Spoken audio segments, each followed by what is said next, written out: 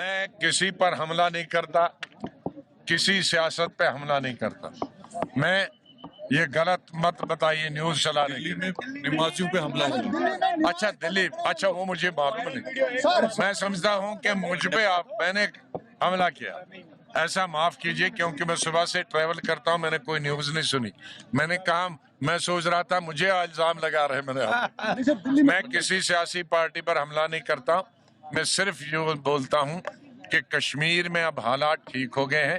میں تمام سیاسی پارٹیوں سے اپیل کرتا ہوں کہ سیاست میں آنے اور ووٹ حاصل کرنے کے لیے کوئی بھی سیاسی پارٹی لوگوں کے عوام کے جذبات سے نہ کھیلے. کچھ سیاسی پارٹیوں نے پہلی گزشتہ 75 سال سے لوگوں کے جذبات سے کھیلا.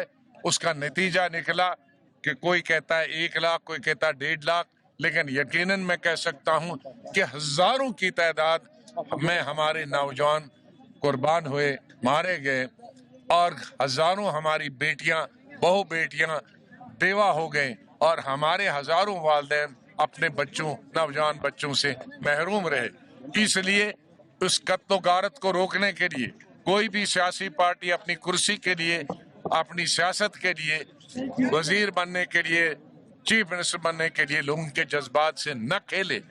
اور جب بھی کئی لیڈروں کو موقع آیا کشمیر کے بارے میں بولنے کے لیے، چاہے 370 پہ بولنے کے لیے، یا ہماری اسٹیٹ لی گئی تھی اس پہ بولنے کے لیے، یا 35A لیا گیا اس کو بولنے کے لیے، تب وہ پارلیمنٹ میں چپ رہے.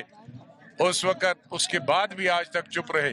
لیکن آج الیکشن آیا تو آج الیکشن میں پھر وہی جذبات ابھار رہے لوگوں کے، جس سے جو اس طرح کے جذبات ابھارنا ہمارے نوجوانوں کی، ہمارے لوگوں کی، ہماری آنے والے مستقبل کو پھر ختم کرنا چاہتے ہیں وہ لوگ.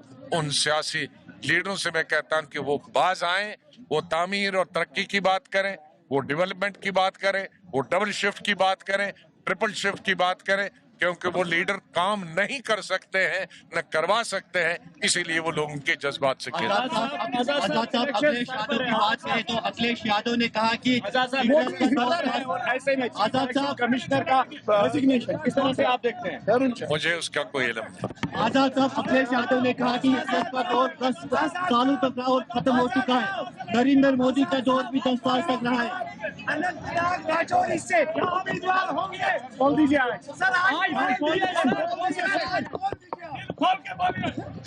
دیکھیں، جیسے سروڑی صاحب نے، اور میں آج نہیں، پہلی دفعہ نہیں کہہ رہا ہوں، میں 40 سال سے جب سے یہاں آتا ہوں تب سے کہہ رہا ہوں کہ میرا 250 سال پہلے کوکر ناگ کے ہی ہم تھے، ناگم تھے، اور آج بھی میرے رشتہ دار ہیں. میں نے کل ہی رات کو ٹیلی فون سے ان سے بات کی، ان سے کہ میں آ رہا ہوں. اور اس رمضان کے مہینے میں نے طے کیا کہ ان کی طرف سے دعوت ہے افطار کرنے کے وہاں. تو مہینے میں رابطہ مہم ایسی جاری رہے گی؟ نہیں، راستہ تو ہمارا سینکڑوں سالوں سے. جب میں کالج میں بھی پڑھتا تھا تب بھی آتا جاتا تھا، یونیورسٹی میں آتا تھا. میں 4 دن اپنے رشتہ داروں کے پاس نوگام میں بیٹھتا تھا اور کوکر ناگ گھومتا تھا. یہ کوئی نیا رشتہ نکالنا نہیں ہے، یہ بہت سالوں سے رشتہ یہی ہے کہ کئی لوگوں کا ٹوٹا، ہمارا رشتہ کئی سالوں سے برقرار، پیڑھی در پیڑھی. الیکشن ابھی نہیں. آزاد صاحب اکھلیش یادو نے کہا کہ ہٹلر کا اب میرے 2 گھر ہیں.